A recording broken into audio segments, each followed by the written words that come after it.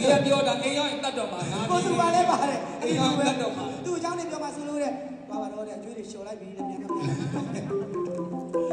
အချစ်မရှိတော့ကဘာထွက်လို့တော့ခြင်း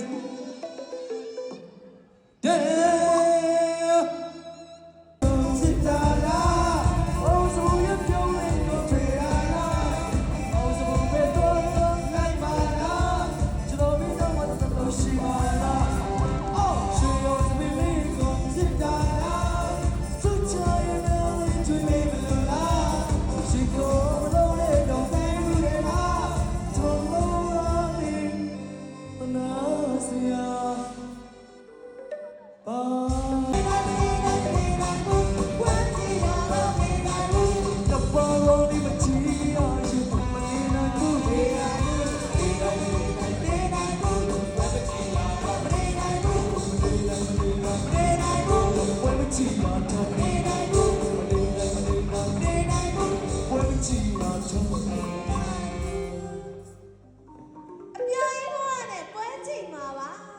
ပွဲကြည့်ရင်9000ပြီလို့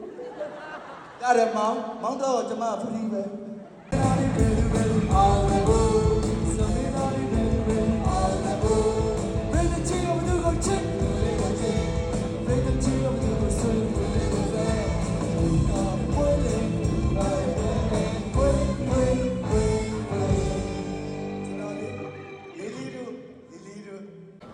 ရွှေပွဲလာချစ်ပြီးတဲ့များရှင်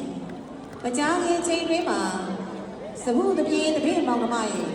ပြောပြီးပြဆက်မှုများစတင်တော့မှဖြစ်တဲ့အတွက်မိမိတို့ရဲ့နေရာထိုင်ခင်းလေးမှာ